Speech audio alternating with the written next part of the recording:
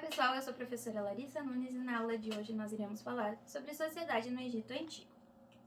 O objetivo da nossa aula é identificar e compreender aspectos sociais e culturais nas diferentes formas de registros das sociedades antigas. Aqui nós iremos falar da sociedade do Egito Antigo. O Egito ele ainda existe e ainda é uma sociedade importante e fica localizado no continente africano. Então, antes de começar a nossa aula, vamos refletir um pouquinho. Vocês podem me dizer como nossa sociedade está organizada hoje, aqui no Brasil? E todas as sociedades contemporâneas, ou seja, todas as sociedades que existem hoje, elas estão organizadas da mesma forma? As classes sociais, elas são iguais às daqui do Brasil?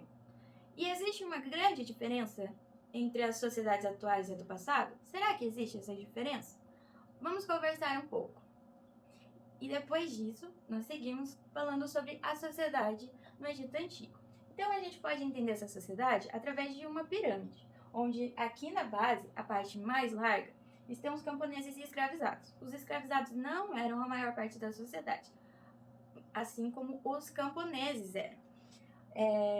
E eles estão aqui na base por terem menos privilégios do que a outra parte da população. Os camponeses têm ainda um pouco mais de privilégios do que os escravizados. Acima deles nós temos os artesãos, comerciantes e militares, depois os sacerdotes e escribas, que são muito importantes, muito valorizados na sociedade egípcia. Nós temos o vizir, que é uma figura muito importante, principalmente para o faraó, e no topo nós temos o faraó. É uma sociedade centralizada no poder faraônico, ou seja, ele é quem comandava toda a sociedade. Então, falando um pouco melhor sobre o faraó. O faraó, ele era um marco para a sociedade, porque assim que iniciava um novo reinado, iniciava-se também um novo tempo. Ele era visto como um deus, então ele era objeto de culto e adoração. As pessoas acreditavam que o faraó ele estava muito próximo dos deuses. Tanto é que ele fica acima dos sacerdotes, ele era reconhecido como o sumo sacerdote, o principal deles. Ele também era o líder dos militares, o líder da arrecadação de impostos, era ele quem comandava tudo, o governante máximo. E a vida após a morte tem um significado ainda mais especial quando a gente pensa no faraó, porque eles acreditavam que quando o faraó ele morria, após a sua mumificação e tudo mais, ele vivificava na natureza. Então por isso que o Egito ele era tão fértil, ele tinha tanta produtividade, porque ele era protegido pela bondade do faraó. Então, as pirâmides, esse símbolo do Egito que a gente tanto conhece, elas representavam o poder deles. Quanto maior a pirâmide, maior era o poder do faraó. E dentro da pirâmide do Totmés IV, nós temos essa imagem dele, que está recebendo o símbolo da vida eterna de 3 deuses que simbolizam a morte. Nós iremos falar melhor deles na próxima aula. Depois do faraó, nós temos a figura do vizir, que era o funcionário real mais próximo do faraó. Ele era representante da polícia, da justiça e da arrecadação de impostos. Então, o faraó está lá em cima, mas ele tem seus representantes para fazerem esse trabalho por ele. Aqui nós temos Imhotep, que foi um vizir muito importante, porque é a ele que está acreditada a primeira pirâmide do mundo. Então ele, além de ser um vizir, ele também foi arquiteto, também sabe-se que ele era escriba e que ele foi extremamente importante na época dele. Nós temos aqui uma estátua que representa Imhotep e aqui embaixo nós temos uma representação de um escriba. Os escribas eram funcionários reais muito importantes. Eles não faziam só os hieroglifos que a gente tanto conhece, que nós vemos nas tumbas dos faraós e que nos dá essa imagem do passado, né? Que é uma fonte histórica muito importante. Os escribas, eles também eram contadores, ou seja, eles que cuidavam da parte financeira do reino. Então, eles eram de extrema importância para o faraó também.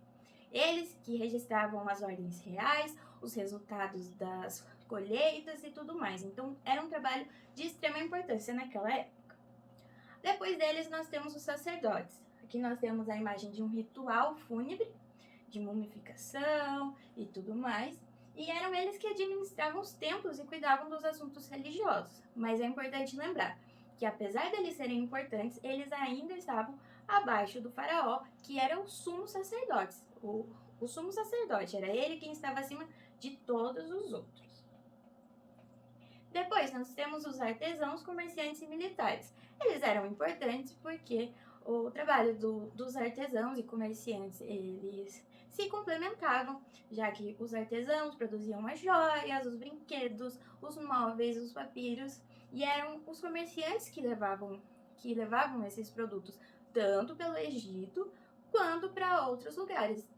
Temos registros de produtos egípcios até no norte da Europa, ou seja, os comerciantes eram muito importantes para a questão financeira egípcia mesmo. E enquanto isso, os militares é que garantiam a proteção do reino e eram eles também que lutavam para conquistar territórios e acabavam também sendo eles quem conquistavam escravos para o reino egípcio. Os camponeses. Como eu falei no início, os camponeses representam a maior parte da população egípcia. E eles eram responsáveis principalmente pela agricultura. Então, eles produziam na terra do faraó e dos nobres egípcios. Mas eles não ficavam só com essa parte. Eles também participavam da construção de pirâmides, dos templos e com quaisquer obras públicas que o faraó ordenasse que precisava do trabalho deles. Eles eram livres e eles recebiam por isso, mas eles recebiam uma pequena parte das colheitas e dentro dessa parte eles ainda tinham que pagar impostos, ou seja, eles não tinham uma vida muito fácil. E eles eram conhecidos como felás. Por último, nós temos os escravizados. Geralmente, eles eram prisioneiros de guerra, como eu disse, os militares que conquistavam esses escravos.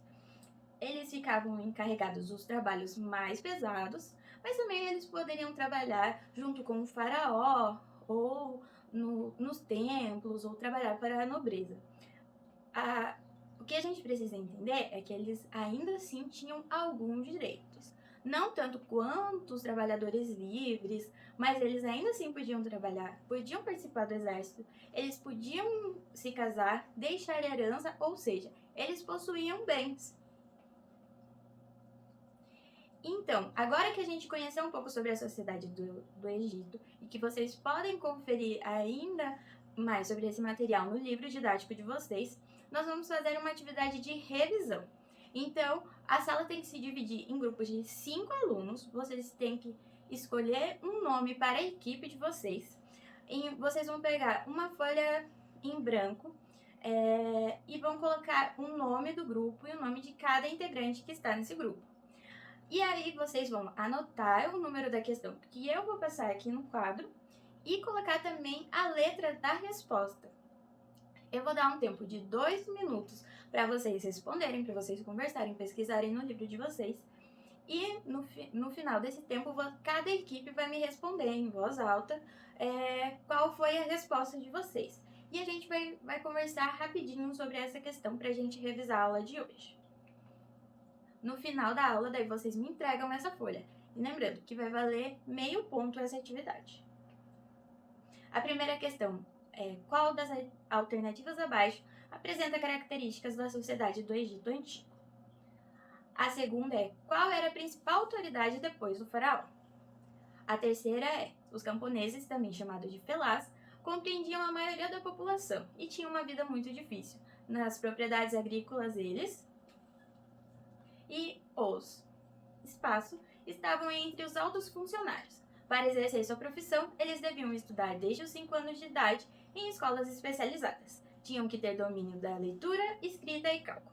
Por isso, eles controlavam toda a economia do Egito. Trabalhavam para o Estado, para os templos e para o exército. Qual a resposta dessa questão? Então é isso, pessoal. Muito obrigada pela aula de hoje. Até mais!